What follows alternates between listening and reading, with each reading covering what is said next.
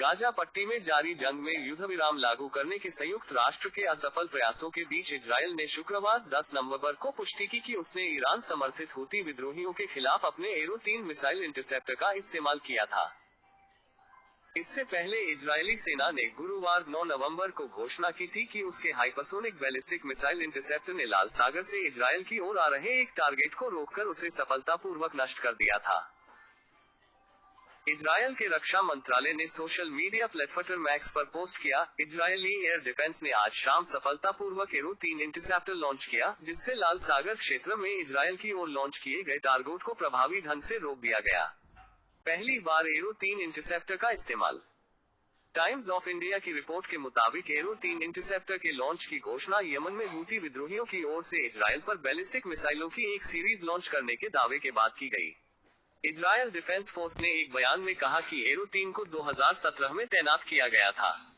तैनाती के बाद से यह पहला ऑपरेशनल इंटरसेप्शन था। एरो-3 इंटरसेप्टर दुनिया की सबसे एडवांस वायु और मिसाइल रक्षा प्रणालियों में से एक है। एरो-3 को विशेष रूप से लंबी दूरी की बैलिस्टिक मिसाइलों को रोकने के लिए डिजाइन किया गया है। इस मिसाइल को इजरायल एरोस्पेस इंडस्ट्रीज ने बनाया है।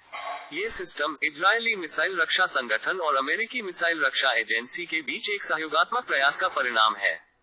इसे ईरान के हमले के मद्देनजर खतरे को रोकने के लिए विकसित किया गया था।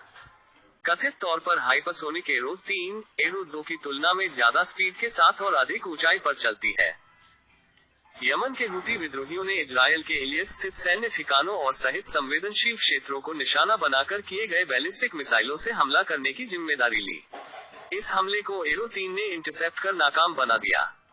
इस बीच संयुक्त राष्ट्र मानवाधिकार प्रमुख वोल्कर तुर्क ने शुक्रवार को गाजा में इजरायल के विस्फोटक हथियारों के इस्तेमाल की जांच का आह्वान किया। उन्होंने कहा कि फिलिस्तीनी क्षेत्र में इन हथियारों के अंधाधुंध इस्तेमाल से काफी नुकसान हो रहा है। हूती सैन्य प्रवक्ता याह्या सरी ने कहा कि उनके सशस्त्र बलों ने इजरायल के कई क्षेत्रों पर सीधे हमले का किए और बैलिस्टिक मिसाइलों की बौछार की।